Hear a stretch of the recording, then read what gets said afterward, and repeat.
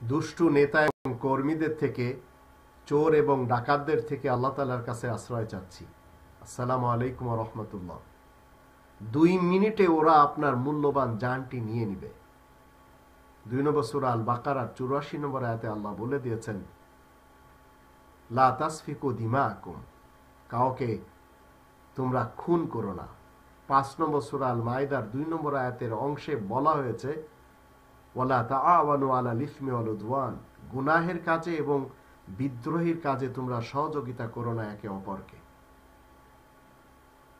রাতে যারা রেলে সফর করেন তাদের জানা উচিত, ডাকাতদের একটি দল এই 45 বছরের বাংলাদেশে মানুষ মেরে, ঠকবাজি করে এবং ডাকাতি করে তারা জীবন চালায়।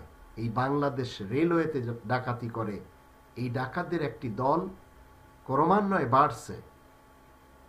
এরা রেলওয়েতে, রেল যখন রাত্রিতে চলে, রাত্রে যারা জার্নি করে, এদের সাথে এই কুকর্মগুলিরা করে। ছিনতাইকারীরা সামান্য টাকা পয়সার জন্য আপনার জানটি নিয়ে নিবে, হন আপনি হিন্দু কিংবা মুসলমান। আর এই কাজগুলি রাতে বেশি হয়, যারা রাত্রিতে জার্নি করেন। যাত্রীরা ঘুমে থাকে একদিকে, রেলের আওয়াজ হয় আর একদিকে, ওরা করিডোর দিয়ে অনেককে ফেলে দেয়। যারা টয়লেটে যান তাদের কাছ থেকে ছিনতাই করে নেন। অল্প কিছু টাকা হলেও এদের জান নিয়ে নেয় এরা।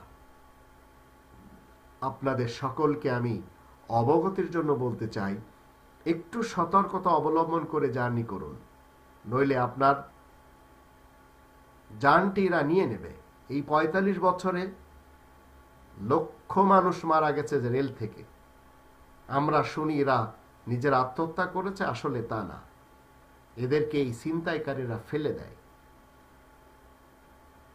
45 বছরের দেশে রেলওয়েতে দেওয়া হয়নি নিরাপত্তা, তবে রেল মন্ত্রীর নিরাপত্তা রয়েছে।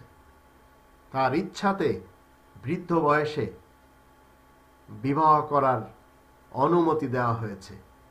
যে দেশে বালেক ছেলে মেয়েরা বিবাহ করা বাধা পায় গভর্নমেন্টের পক্ষ থেকে, সেখানে রেলমন্ত্রী বিবাহ করতে পারছে, কিন্তু সাধারণ ছেলে মেয়েরা বিবাহ করলে পুলিশ এসে তাদেরকে ধরে নিয়ে যায়। বয়সের লিমিট বেঁধে দেওয়া হয়েছে, 18 নিচে চলবে না, কিন্তু সে দেশে 80-র উপরে কারোর বয়স হলে সে যদি 20 বা 25 বছরের মেয়েকে বিয়ে করে, সেখানে বাধা নেই। তো নিরাপত্তা কখনো দেওয়া হয়নি, কোটি বছরও পার হয়ে যাবে, এদেশে নিরাপত্তা কাউকে দেওয়া হবে না। তাই বাংলাদেশি সেবা পার্টি প্রধান কুরসিতে, যেখানে বসে হুকুম করলে সেই হুকুম মতে দেশ চলে, এই কোরআনকে বসাতে চায়। আপনাদের পছন্দ হলে বাংলাদেশি সেবা পার্টিতে আসুন। কখনো আল্লাহ সুযোগ দিলে সবাই নিরাপত্তায় বসবাস করবে এই বাংলাদেশে ইনশাআল্লাহ।